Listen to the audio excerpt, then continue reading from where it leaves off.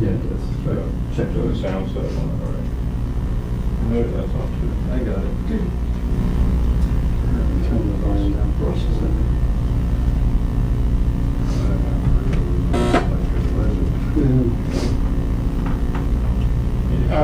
Who? Bill Hicks. Bill I'm Hicks. trying to get it said again. Who? Hicks? Bill Hicks. Hicks? H-I-C-K-S. Long time ago? He is unfortunately Pretty deceased. contemporary. Died about 10 years ago. I don't think so. Okay, thank you. That's, It was like it was mid-30s. I had this feeling, man, because you know there's a handful of people actually run everything. That's true. It's provable. Not a conspiracy nut. It's provable. Handful, very small elite run and own these corporations, which include the mainstream media. I had this feeling who's ever elected president, like Clinton was, no matter what your promises you promise on the campaign trail, blah, blah, blah, when you win, you go into this smoky room with the 12 industrialist, capitalist scumfucks who got you in there, and you're in this smoky room, and this little film screen comes down, and a big guy in a cigar roll the film. And it's a shot of the Kennedy assassination from an angle you've never seen before. It looks suspiciously off the grassy knoll. And then the screen goes up and the lights come up and they go to the new president. Any questions? Just what my agenda is.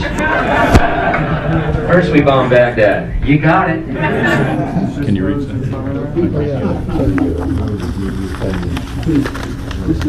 Bill Hicks. How do we get Bill Hicks? He's online, I think, on YouTube. Put out some CDs. With this, that was right. But he's got a lot of stuff. He's probably the only professional comedian who included the Kennedy assassination. He was the one who was Maybe we quoted can ask saying our that buddy Ralph. the Sixth Floor Museum got it exactly right because Oswald wasn't in the window. That's 8 inch. That's 8 inch. And he was I mean, Okay. I helped with Garrison. You mean a kicked minute? out from TV I to do a stand review about corrected. Catholicism. He also said that Right. people used to complain to him, well, Bill, the Kennedy assassination was a long time ago. Get over it. And he goes, fine. Well, then don't bring up Jesus. That was a long time ago, too. Get Pilate to release the files. Who was on the grassy Golgotha that day?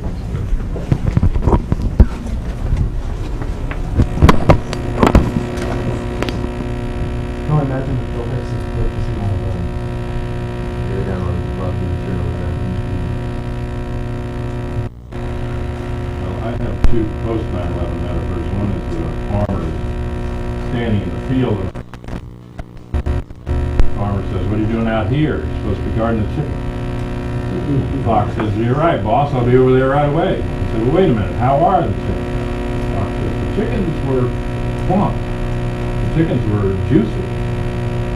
He said, "Why are you referring to them in the past tense?" He said, "Didn't we tell you we had a terrible security breach?" He said, "What happened?" He said, "Well, no one could have imagined that ferrets and dogs and eagles eat live chickens." We took them out of the pen, put them in the yard, and now they're almost all gone. He said, "That's terrible. I'll have to get more chickens, probably get a new rooster, hire more foxes." My other metaphor is a guy is in the field and he sees a guy sitting under a tree and he's completely wrapped in duct tape, head to foot, and he's got a big stick, and every once in a while he picks up the stick and he whacks a bee's nest in the tree, and the bees come out, surround him, and buzz around. They start stinging him. He jumps up, he's whacking at them, he's putting on more duct tape, finally gets some spray and sprays at him, and eventually they back off, they go back in the nest, he sits down, catches his breath, but after a while he picks the stick back up and whacks the bee's nest again, it starts over. So you come down during one of the interludes and you say, "What's going on?" He says, "Things were fine around here till these damn killer bees showed up. All they want to do is sting you." He said, "I sit here in this hot duct tape all day long and keep them out, and they always find a new hole, and I'm having to get more duct tape." He said, "And I got this spray that's supposed to kill them, but it doesn't kill all of them. There always seem to be more of them." And he said, "Well, maybe it has something to do with that stick and hitting that thing up in the tree." He says, "What's that got to do with it? That's how I get my honey." They're just metaphors. Sure. Randy, did you have enough? You were asking me about what? Got it. Got it? So will this work? We got to get lights, I guess, before you start in, or you have something to say? Yeah, I was just going to Do this then. say a little something. All right. Well, you're the real hardcore ones. Saturday night, movie night. Wore out by Wolf Road. I know. So it's Just the Russian part. it's funny. I'm the one who asked the question about Bugliosi's book on Walt's front porch. Interviewed Walt, spoke with him at length, and he. Oh, by the way, my name is Randy Benson. I'm making a film called The Searchers. It's a documentary on the research community. It's become much bigger than I'd originally thought. I've been. Let me see. My very first. I shot the very first frame in the summer of 2002 when I heard that John was speaking at doing his American University thing in June, and I heard that he was doing it, and I got in my car and drove up the morning of, got to DC, got out of my car, walked up to John and said, "Hey, I'm Randy Benson, and I'm thinking about this project." And he said, "Sure, come on." And so that was 7 long years ago. I haven't been able to touch this project in well over a year. In fact, I haven't been around many adults in well over a year. My first child just turned 1. So please forgive me for being so far behind, but Got the idea. but it's, you know how it is. If you're a parent, you know how it is. But yeah, so I'm back to it. Baby's sleeping, everyone's happy, everything's good. So my goal is to have it done by the summer, completely done.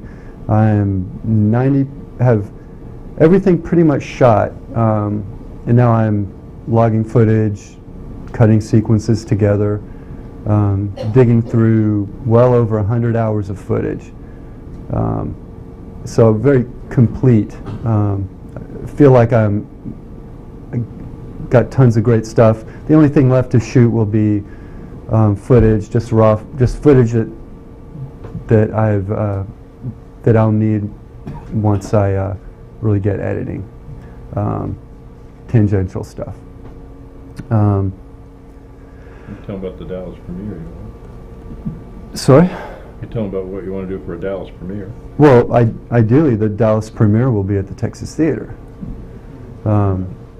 And That's that. the pre-premiere here then. Sorry? The pre-premiere here. That's right. This is Yeah, this is a trailer. a little sneak peek for you guys to thank you for your patience.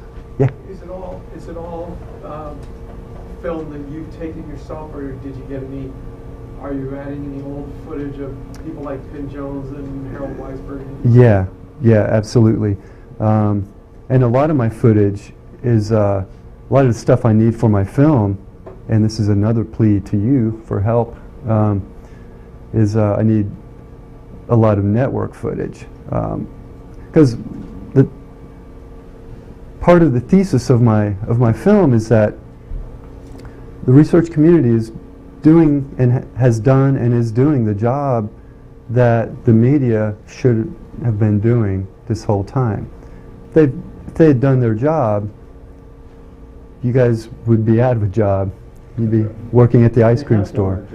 We are out of a job. And I am. My point is that if the Fourth Estate had been working as originally intended, and to be able to illustrate that, I have to use network footage. I have to be able to illustrate NBC, CBS, ABC, CNN, et cetera, et cetera, et cetera.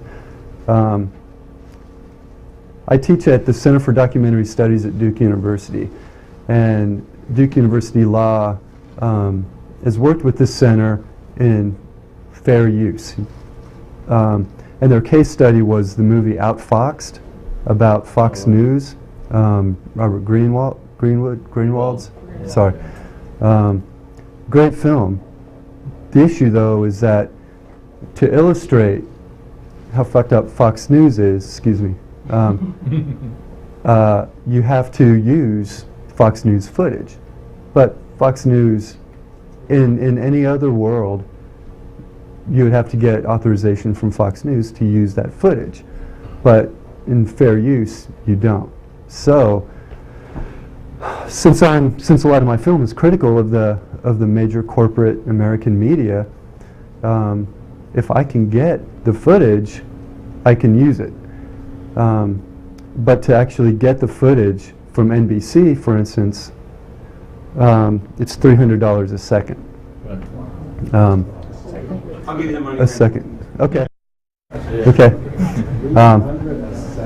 Actually, I took it out of your drawer. I was wondering when you were in the bathroom for so Yeah. long. CBS wanted to charge me $1,000 to use Hume's interview in the 67 CBS special, just to put it on YouTube. They wanted to charge me $1,000 for, I think, a 3-year deal to have it on YouTube. So yeah, they got their Sure. fingers clenched around that footage, and they wanted. Oh, yeah. Enough it. Yeah.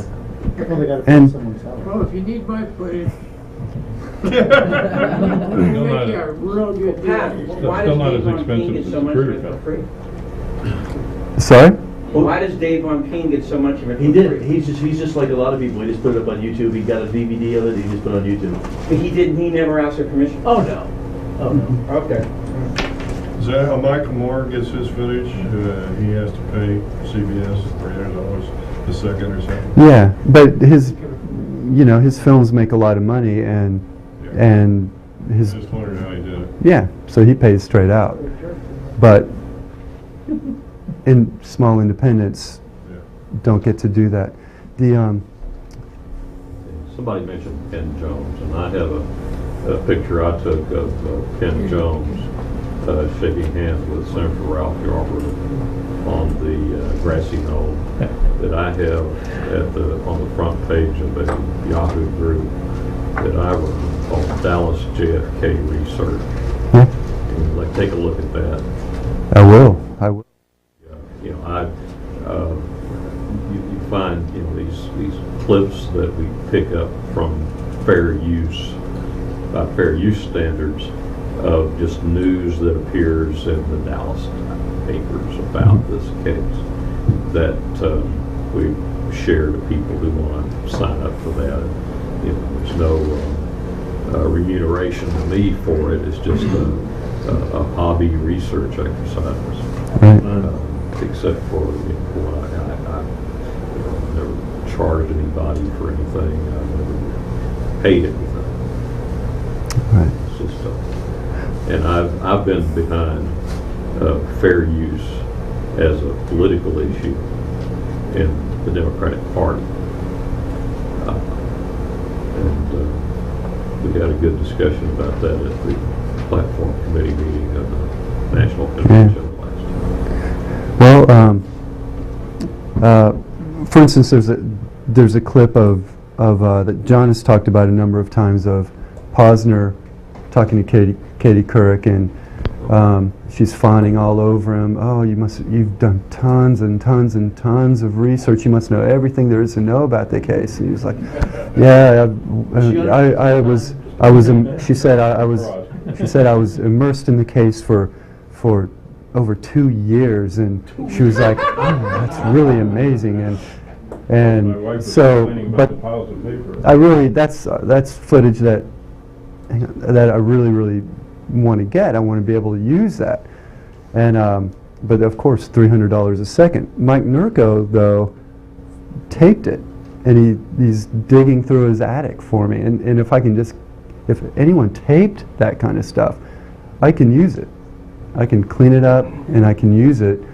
I don't have to pay NBC. Even though, because my understanding of fair use was you could use it for educational purposes as long as you weren't making any money off of it. So I'm very careful on my website, even because I have all these screen grabs of Dale Meyer's animation and stuff like that, which prove him to be a liar. And I'm probably one of the few websites that's got that, because he's actually got it in his images on his own website that you can't grab them. But I found, like, if you use a Mac with a certain program, you can get around it. Anyhow, and that really pissed him off because I was able to use his own research to prove him a liar. But I'm very careful not to have any banner ads or anything on my webpage because I don't want to ever be accused of making money off his research. Right. Well, if it works in your film, I mean, if you're, again, like if you're making a film critical of Fox News, the only way you can possibly illustrate and make your point is by using their own footage. So you can sell that to make money, and you're protected but you have to be able to prove that that's the point you're trying to make. That's the only way you can do it. My entertainment lawyer is pretty good, and so, but I'm making sure my taxes are paid. We had we had a discussion group like this that was led by Jim Mars at the University of Texas at Arlington, that I attended as long as it was still running, and they met once a month. And here was this guy who showed up talking about writing a book, and he wouldn't tell us a whole lot about it, but he was writing a book on the Kennedy assassination. We asked him what his name was. Gerald Posner. Wow. Posner. Yeah. So, I know a guy who may have a tape of that meeting. So, anything, if you know, when stuff comes on, when interesting interview relating to JFK, if it's on, toss a tape or a DVD to record it. You know, if I'm putting a general plea out, my email address is rbensonfilm@gmail.com. Benson. If you have anything like that you'd be willing to get credit for in an awesome documentary, that would be, I'd very much appreciate it. Two possible resources. C-SPAN has a huge archive of almost everything, you know, certainly since like 1990 that's ever been on it, and they actually have a decent amount of JFK stuff. Okay. And, like you can get John on JFK, or John talking about the Kennedy assassination. Got on C-SPAN? On the C-SPAN archives. When you were on C-SPAN, there was like a panel discussion with like Dan Mulday. Oh, the American Youth thing. Yes. Yeah, the Dan Mulday snaked his way.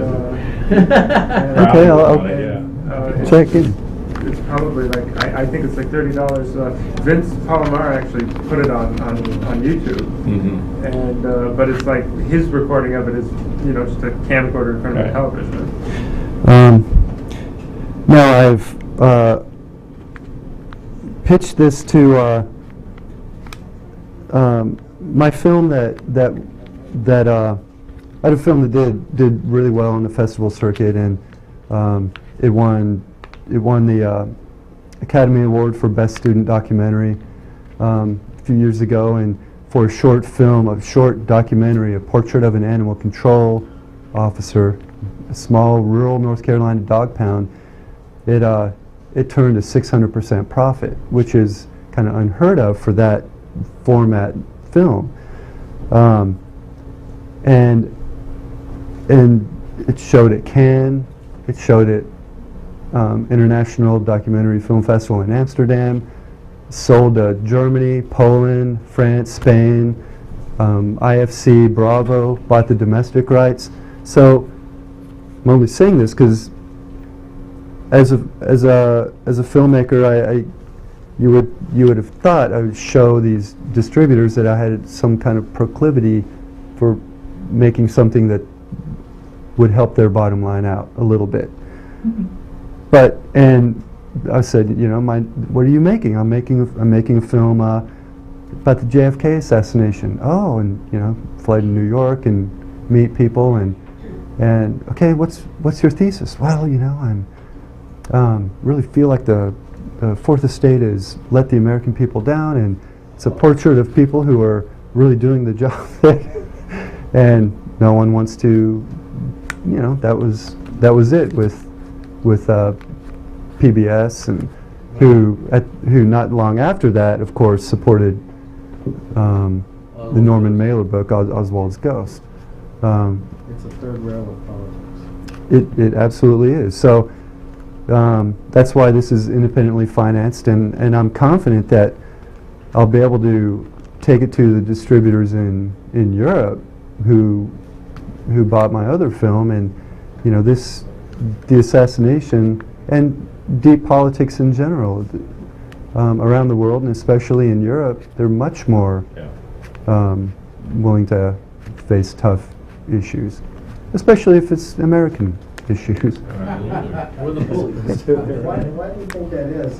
Americans seem almost, in the main, kind of impenetrable to the truth. They seem to value their fairy tales so highly. I've worked in the media 25 years, and the average reporter, it's a wonder if they get out of their cubicle, let alone doing digging. It's really gotten bad.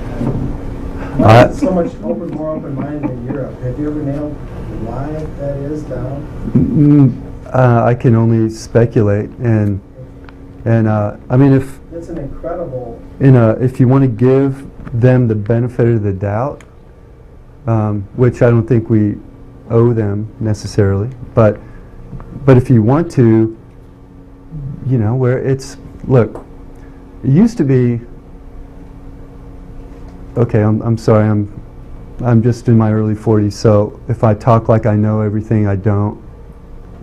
But the media used to be a public service, right? It was never expected to make a profit, but it somehow became part of the entertainment department at networks, and all of a sudden the bottom line of news, of media, mattered.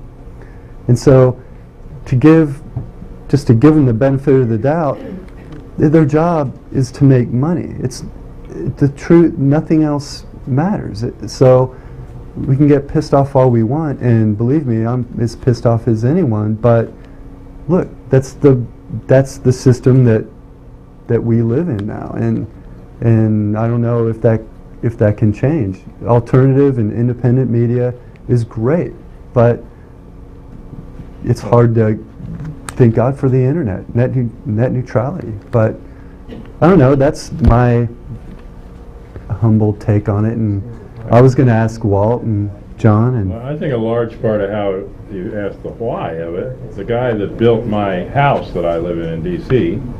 was named Robert Lee.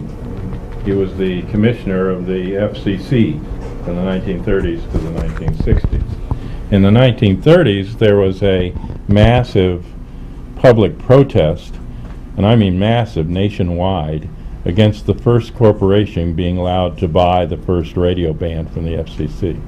People did not want corporations to own the media and have access to it. And they don't own it like they own a mine or a piece of land. They merely monopolize the bands. And the bands are sold on certain conditions from what is still, legally and otherwise, by definition, a commonwealth that belongs to all of us. The FCC has made regulations that allow the corporations and the money to manipulate it and monopolize it, but the way to change it is to change the basis of those regulations and take it back into public hands. When I was in Cynthia McKinney's office, I was told by Georgia broadcasters who came up to lobby that in a few years everything was going to switch to digital TV. This was back in about '05. And I said, well, will you need a new TV? And they said, yes. I said, will you need a new box? They said, yes. And I said, will you need a new cable? They said, no, it'll come in off the same cable. He said, in fact, there's people getting both of them on the same cable right now. And I said, well, fine. The people who want to see every nose hair on a football player should pay a fee to the corporations and give the corporations HDTV and take all the rest of the analog channels and give them back to us, instead of using it as broadband for homeland security or whatever garbage they're doing with us, and let us have some actual public, not national propaganda radio and propaganda broadcast service, but actual public media where we could debate issues and look at things. But that's, I think, is more central. And then once the corporations are there, you don't have a media anymore. You don't have reporting. You don't have anything like news. You've just got propaganda. We've never had media. Well, I wouldn't say that's, I mean, I think the early parts of mass media were a lot more democratic, but and certainly early newspapers were. But and Jefferson said, given a choice between a government without a nnewspaper or a newspaper without a government, he'd choose the latter, because he understood that the flow of information was more central to democracy and the democratic process than was the machinery by which the decisions would be carried out. But I said in that talk that you mentioned that, of course, he'd never read the New York Times or the Washington Post. Jefferson retracted that in 1817. He's like, oh my God, nothing can now believe that is printed in the media. It began to corrupt pretty fast. But Exactly. Did he really? He actually said that, yeah. That's until they started writing. God, that's so He depressing. said, like, there should be 3 sections in the paper. One should be called, like, truth, and that section, oh no, I'm sorry, that's George Seldes. I'm mixing quotes. But Jefferson did come out and say, wow, because he's been president for a while, he's like, I can't believe how bad the media is. And now that's happening to the internet. Yeah, Seldes said, tell the truth and run. Yeah. Seldes was saying there should be 3 parts of a newspaper, truth, lies, and other, or something. It's like, of course, the part called truth would be very short. Right. So I did interview. Getting back to Walt, interviewed Walt, went to his place. He said, I can give you a couple hours, and that's getting equipment loaded in, set up, lights up, sit down, conducting an interview, get everything out. Got there at 10 a.m. and needless to say, we had dinner and beers. So he's and just like everyone I've interviewed, everyone I spoke with, Lisa and Jim, gracious to give me mountains of time, and You didn't get my bill yet. didn't have to. Yeah, Bugliosi says you don't. Yeah. Oh, great. Oh, by the way, I left a dimmer switch under your desk. So if that light isn't really bright, you just have to turn that dial. But yeah, there was a bag, a big heavy UPS bag, FedEx bag on Walt's front porch, and we're like right in the middle of everything, and so we're carrying equipment in, stepping over it, and he said, yeah, that's Bugliosi's book. And it had been there for months. He didn't even touch it. It was like right over. I mean, he says it was on a table, but it was on the ground, and he kicked it up under his little So he really did use table. it as a doorstop? It wasn't even a doorstop. The FedEx guy put it on his porch, and he never touched it. And it was like covered in goo and dirt and leaves and stuff. Bugliosi told me it was that. I saw him at a meeting long after he talked to me, and the book was out, and the book had already gone to Remainder, which didn't take too much time. Right. And I saw him, and I said, how's your book doing? And he said, you mean the doorstop? So,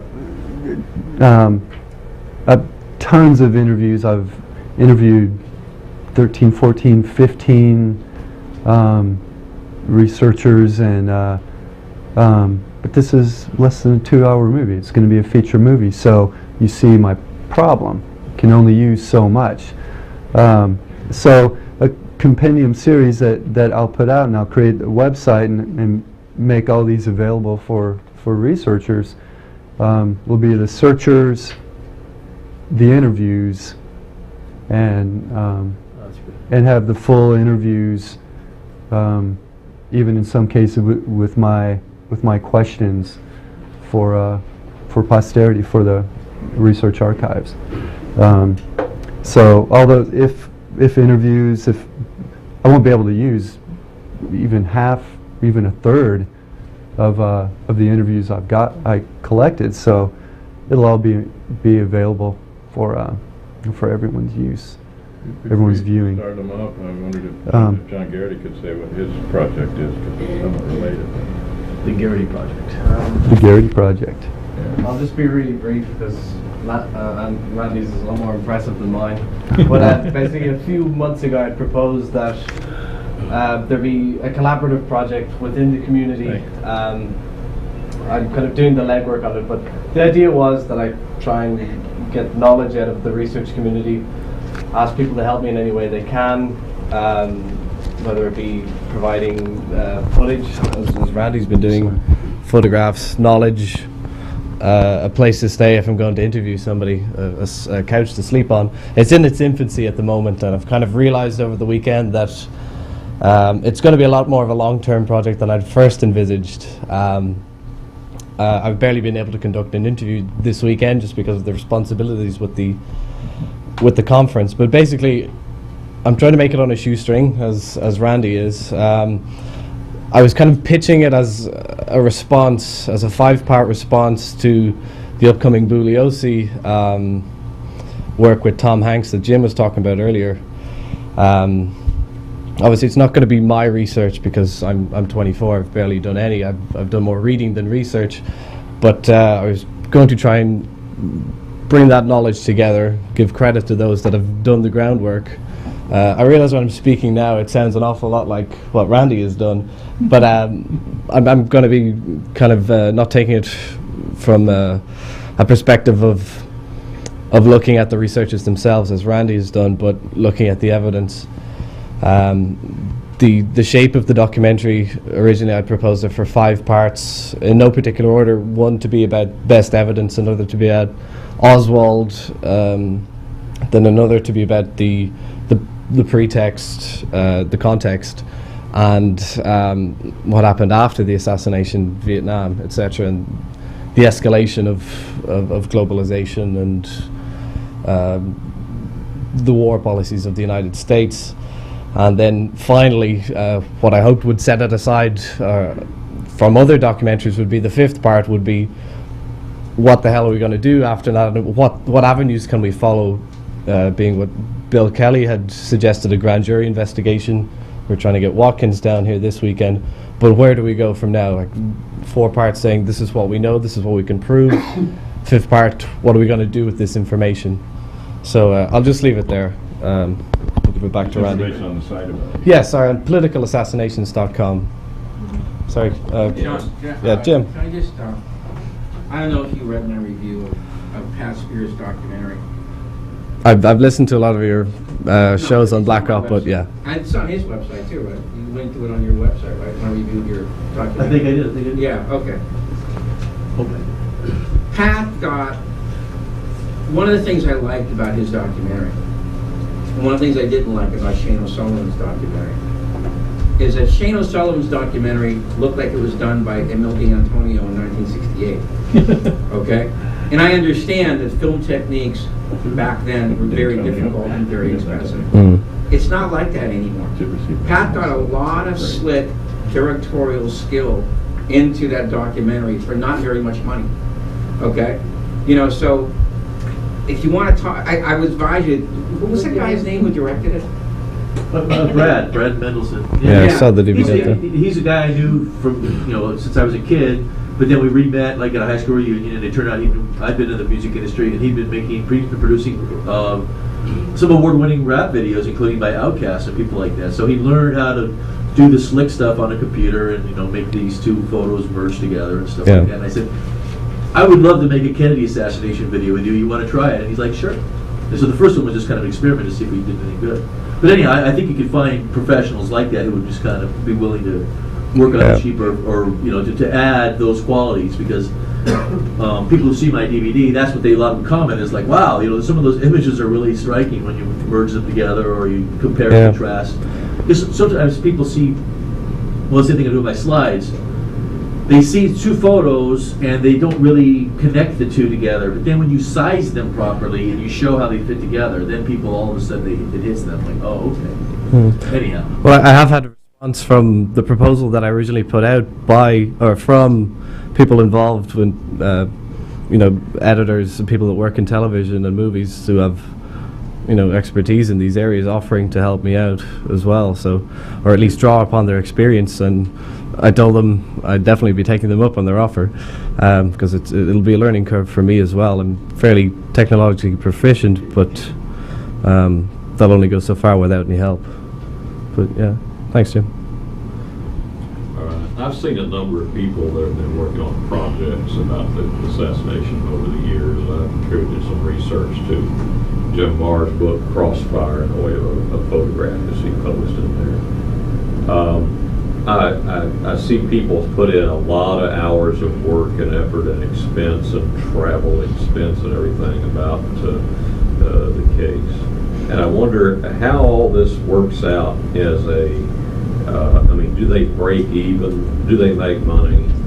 Is there some, for all the work that goes into this, is there Pat some... flew his own jet in. Yeah. I'd like to see some examples of how this all works out. Yeah, well, For all the work they do. I'm at an advantage because I don't really care for money generally, so Right. that aspect of it I don't really care. And I should mention that the whole basis of the documentary is that I won't be making it for a certain audience. It's supposed to be a web-based series available for free for all to see, and try to make DVDs of it and spread it as far as possible, but while retaining some kind of, you know, Whenever there's credibility. a commentary on Bugliosi's documentary, you'll say, if you want to see the other side, then you'll have your link. So Yeah. and you might get I a can hits or something. definitely add something to that, because in documentaries in general, I mean, I teach documentaries at the recently ranked #1 ranked documentary institution in the country, at the Center for Doc Studies at Duke. Yeah, independent film magazine. So it was pretty cool. So, At Duke. Have the answer to what I'm bringing up here. Well, there are 2 documentary filmmakers in the world who make a living making documentaries. One of them's Michael Moore. Michael Moore and Ken Burns. He has a commercial production company. Same with Albert Maisel. Same with Frederick Wiseman. I mean, so you don't make monies in documentary film. I mean, I produce a TV station in Cary, North Carolina. I have a freelance film, so I shoot commercials and music videos and industrials, and that's how I teach, and that's how I make my Combining the expense my of money. traveling here into those other projects that you're doing. Yeah, Okay. yeah, and you get creative. So when I rent a piece of equipment for a gig, I make sure I pad the budget a little, so I can use that one piece of equipment on something for this, or you know, you just got to get creative. But so documentary films, not just assassination films, but they're a labor of love. I tell my students, if you don't have to do this, do something else, because There's some foundation money available. I know Bill Kelly was paid to go across country and work on an article by Fund for Investigative Journalism out of D.C., and there's some progressive foundations that'll fund film making. But this would not have happened if people didn't freely give their time. John hasn't charged me a penny. Jim and Lisa freely gave their time, and they didn't have to do that. You know me from Adam. Yeah. That's getting paid. That's more than I usually get. I paid. Don't tell Bugliosi. No. It's Sizzler, but still, it's nice. I'll tell you guys. He'll be in a new updated version of his book. Yeah. But I mean, it really is like that. No one has. They've been like, hey, I wonder about Gerald Posner and people like that. Oh yeah, you make money not telling the truth. You can really make money. Well, and that's part of my film. I mean, these Maybe we could start these off getting funded discoveries. to say that the Warren Commission is correct, and then have a conversion like they always do. Yeah, there you go. And at the end, put out the thing saying, I was so convinced they were correct, but when I looked at the facts. You know, when I was about halfway through this, he said that to me, and I was like, well, damn, I should have started this way. But yeah, and went to Last Hurrah bookstore and had a great conversation with Andy, and you're what, over 2,000 different books on the assassination that he carries, and think about all the press those books have gotten as opposed to Posner and Bugliosi, the 2 books. Think about the press. Very few of the other books have even been reviewed in the New York Times. And these 2, it's ridiculous. So, So Randy, are you that's going kind to of where have we are. a section about the media? Yes, Sure. that's The focus of the film. part Can I of it. recommend a Yeah. guy for you to interview? Yeah, absolutely. Okay. a guy named Jerry Polikoff. Oh, Jerry. Who lives in Lancaster, Pennsylvania. And he can tell you, because he talked to John Leonard, who was the editor, the book review editor at the New York Times, that every Kennedy book never got to his desk. That it was always assigned before it ever got to his desk to somebody else, so he couldn't give it to anybody And who would be often to fair-minded Priscilla about it. McMillan, right? Right. Yeah, often to Priscilla. Yeah. Oh, can I add something to that?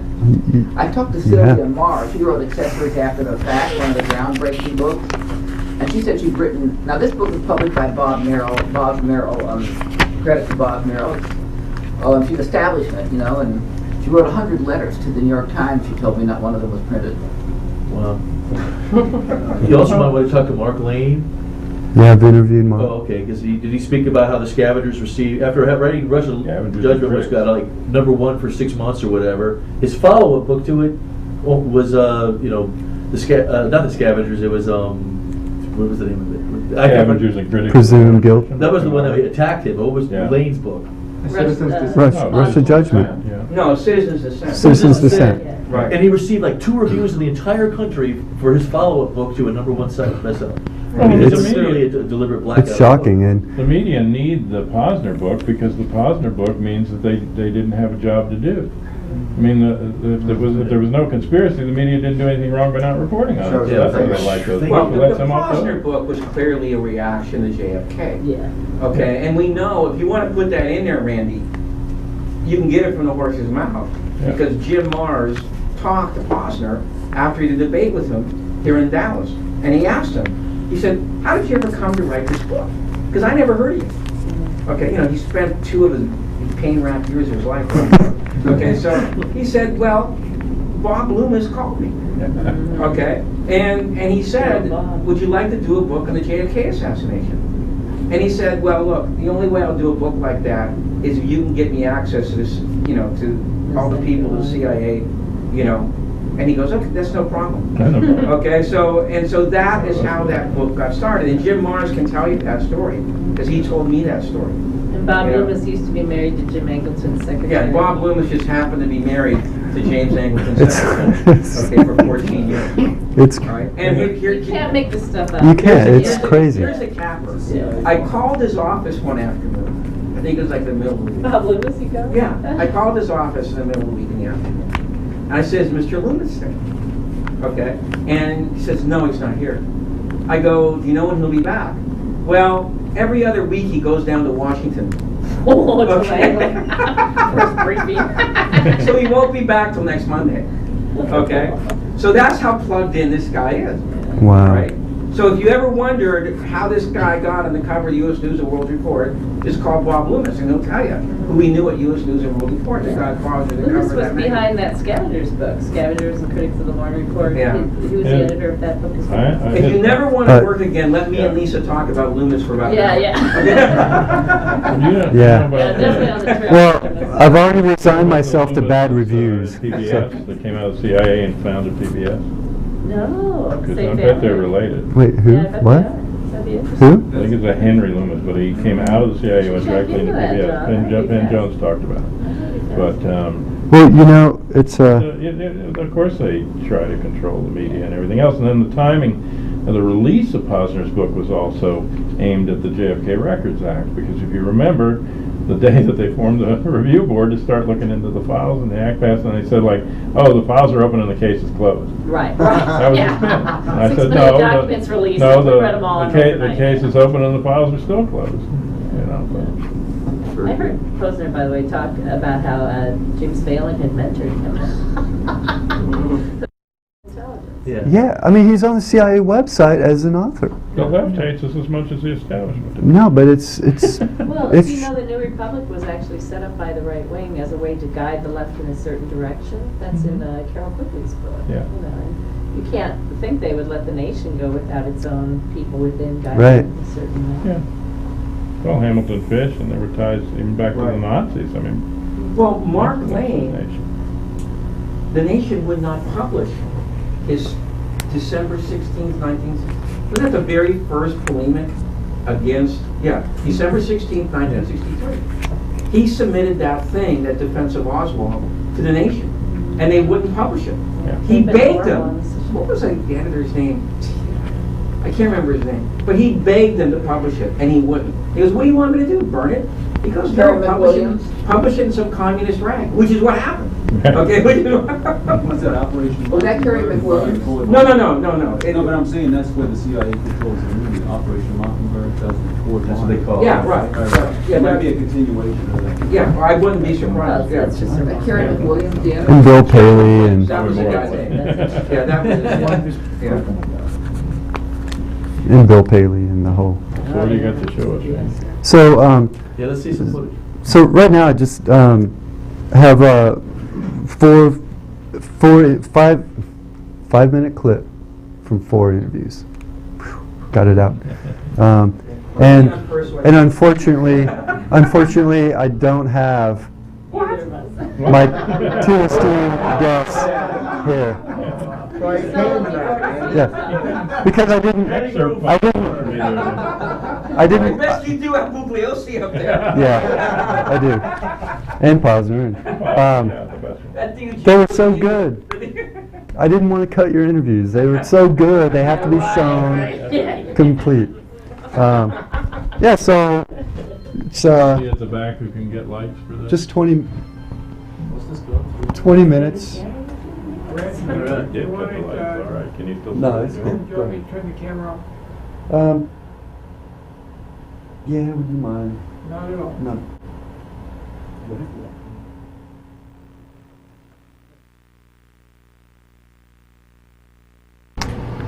A year from now, we'll be sitting here on the 22nd, and it will have screened at the Texas Theater, and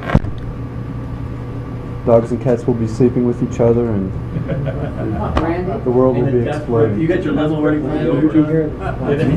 Your limo to the Texas Theater, there's a star in the movie. Have a red carpet. Sorry? Are you planning to introduce Stuart Gallinor? I'd love to, yeah. What? I mean, yeah, I want to keep collecting You know he interviews. wrote one of the best books. Hey, take care, Jim. Okay, Thanks. see you, Randy. Okay, Jim. I will be. I'll talk to you more in the morning. Okay, great. Thanks. Are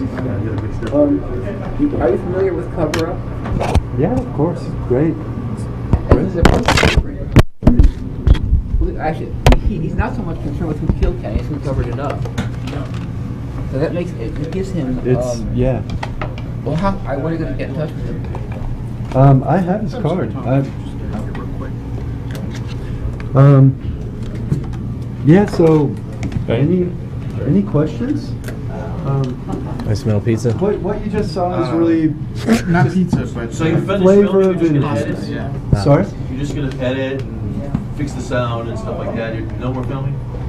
No, what filming I have will be. Will just be B-roll. Will be No, that's just Joe's stuff to. connection. If I can't visually illustrate points Yeah. that are being covered in interviews, then Right. then I have to go collect it. But Now, oh, this is on camera. I can ask you a question after. Broadcast. yeah, but it's well over 100 hours of footage, so it's a good bit. Good bit of it. You intend to have the final product probably be a couple of hours maybe. Yeah, it'll be a feature. And then how do you anticipate distributing this? Well, my first stop will be with the distributors who bought my last film in Europe. Sure. And the first festivals I'm gonna take it to, and markets will be in Europe. Start there, and then and then the finished film I'll take to IFC and Bravo, and people who bought my last film.